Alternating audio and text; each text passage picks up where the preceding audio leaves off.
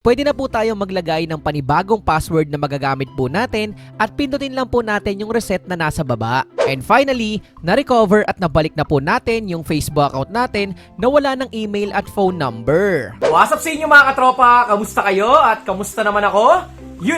So ngayon for today's video ay magkakaroon na naman tayo ng isang simpleng tutorial na kung saan ituturo ko sa inyo kung paano nga ba i-recover ang nahack na Facebook account wala nang access sa email at phone number. Yes, mare-recover pa po yun, pero bago tayo magsimula, pasok, intro!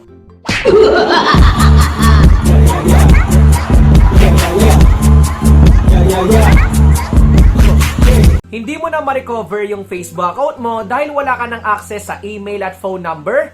Tara, i-recover natin yan. Sa pag-recover ay isa lang naman po yung kailangan. Valid ID. At ang tanong ng karamihan, ano nga ba yung dapat na gawin kung hindi lumalabas yung no longer have access to this? At syempre, ituturo ko rin yan sa'yo. Punta na tayo sa tutorial. Let's go! Kapag nag-recover po tayo ng nahack na Facebook account na wala ng email at phone number, take note lang po na kailangan po natin gumamit ng Google Chrome or browser. At ngayon, simulan na po natin. Dito po sa may Google Chrome ay i-search lang po natin ang facebook.com/login/identify. Kailangan po natin gawin to para mahanap natin ang ating Facebook account. So dito may lalabas po na enter your mobile number. Kaso ang problema dahil nahack nga po yung Facebook account natin ay possible na binago na ito ng hacker. Kaya ang best way ay pindutin lang po natin yung search by your email or name instead na nasa baba. So dito nakalagay na enter your email or full name. So dito itatype lang po natin yung mismong pangalan natin sa ating Facebook account. After po nyan ay i-double check lang po natin at pindutin lang po natin yung search. After po nyan ay lalabas po ang iba't ibang accounts na possible na kapangalan mo or related sa pangalan mo. Tingnan mo lang yung profile picture at mismong pangalan kung ayun nga ba yung i-recover mo at pindutin mo lang po. So dito may nakalagay na choose a way to log in. Ang problema nga lang po yung email account na nandito ay napalitan na at hindi ko po alam yan.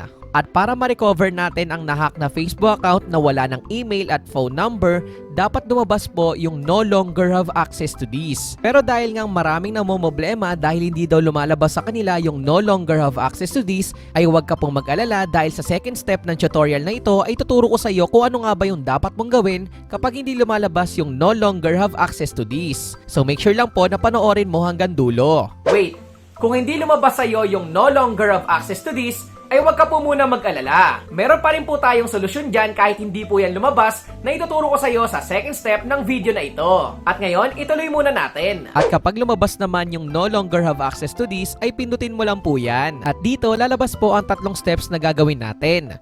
Tell us how can we reach you, confirm it's you, at look out for a message. At pindutin lang natin yung start na nasa baba. Set new login email, na kung saan kailangan po nating maglagay dito ng panibagong login email na gagamitin po natin.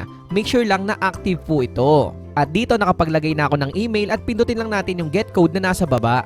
At dito nag-send nga daw si Facebook ng code which is yung confirmation code dun sa email address na nilagay natin. So dito chinek ko lang yung Gmail ko at nakita ko nga na merong Facebook security code. So dito i-hold ko lang yan at i-copy at babalik na ako doon sa paglagay ng confirmation code. So paste ko lang po dito at pipindutin ko lang yung confirm na nasa baba. After po nyan ay kailangan po natin mapatunayan na tayo mismo yung may-ari ng Facebook account na yon. So kailangan ng confirmation of identity. Pindutin lang po natin yung upload ID. Lalabas po dito yung form na may nakalagay na I can't log in. Unang sasagutan po natin dito ay ang pagbibigay ng full name natin. So make sure lang na tama yung full name na nakalagay sa ating Facebook account. At pindutin lang po natin yung choose files para makapag-submit po tayo ng ating valid ID. So dito mapupunta yan sa gallery natin at i-choose lang natin yung mismong valid ID natin. At makikita mo po dyan sa screen yung mga valid ID na pwede mong isubmit kay Facebook. So pwedeng government or non-government valid IDs. Sa valid ID na ipapasa po natin ay pwede po tayo magpasa ng 1 to 3 na valid ID. Nakadepende po yan sa inyo kung government or non-government na valid ID yung ipapasa po ninyo. At pindutin po natin yung send na nasa baba. May lalabas po na thank you for submitting your ID to Facebook. At kailangan na lang po natin maghintay within 7 days kay Facebook dahil i-review pa po nila yung mismong valid ID na sinubmit po natin sa kanila. At dahil driver's license po yung pinasa ko ay mabilis lang pong na-review ni Facebook yon. Meron na nga pong sinend si Facebook sa aking email na kung saan ito na yung final step to get back on Facebook or para ma-recover na yung Facebook account ko. At dito may nakalagay na, to get back you on Facebook, we need you to reset your password. So dito sa baba ay pindutin lang natin yung reset password. And finally, pwede na po tayo maglagay ng panibagong password na magagamit po natin at pindutin lang po natin yung reset na nasa baba. Nagkaroon na tayo ng panibagong password at i-secure na natin ito. Pindutin lang po natin yung get started at makikita nyo na check kung meron nga bang pagbabago sa Facebook account natin. At lumabas po na no changes. Ibig sabihin walang pagbabago na nangyari sa ating Facebook account. So kahit na-hack ito ay wala naman pong binago yung hacker. At dahil meron na tayong panibagong password ay pwede na tayong mag-login sa ating Facebook application.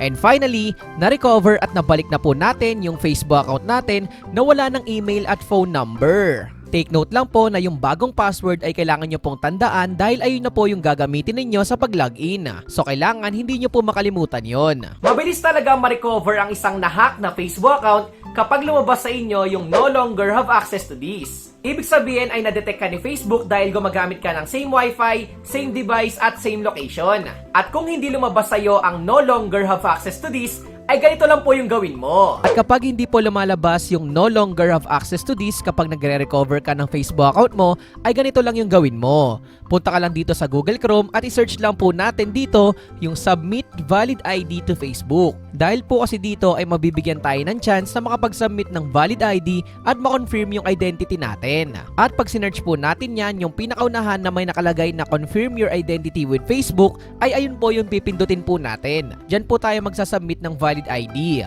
Dahil nga walang lumalabas na no longer have access to this, ay kailangan nating gawin to para ma-confirm yung identity natin at makapagpasa tayo ng valid ID. Ang tanong, ano nga ba yung mga valid ID na pwedeng ipasa? So dito may mga government ID po tayo at non-government na valid IDs. So dito pwede kayong magpasa ng isang government ID at kapag non-government naman ay kahit dalawa. Makikita mo po dyan sa screen yung mga pwede nyo pong ipasa na ID. After po nyan ay scroll down lang po natin at makikita po natin dito yung choose files. So pindutin po natin yan para makapag-submit po tayo ng ID. So ayan, madadirect po yan sa gallery po natin at pwede na nating piliin yung ID natin. At ang last step ay kailangan nating ilagay yung login email address natin or yung mobile number natin na nakabind or nakakonect or ginagamit natin sa ating Facebook account. So make sure lang po na tama yung email account at mobile number na nilagay mo po dyan at pwede na po nating pindutin yung send. After po natin masend yun kay Facebook, ay kailangan po muna natin maghintay. Katulad po sa step 1 ay kailangan nating i-check yung email account natin. Para kung merong notification about sa final step to get back on Facebook, ay makapag-reset po tayo ng password. Uulitin ko po, kung hindi po lumabas sa inyo yung no longer have access to this, ay kailangan nyo pong gawin yung Submit Valid ID to Facebook. At ayun lang po yung simpleng tutorial natin sa araw na to at sana meron ka pong bago natutunan. At kung ikaw ay may clarification, suggestions, or questions, ay pwede mo yung i-comment dyan sa may comment section sa baba. And also, pwede mo ring i-like and follow yung Facebook account natin na may kita mo dito. At syempre, kung bago ka lang at napadaan ka dito sa YouTube channel ko, ay welcome na welcome ka. Pwede ka mag-subscribe at pinutin ang may wagang notification bell para sure at 100% sure na updated ka sa mga future uploads ko. Yun na! Peace out! Like, comment, and subscribe! Peace! One love!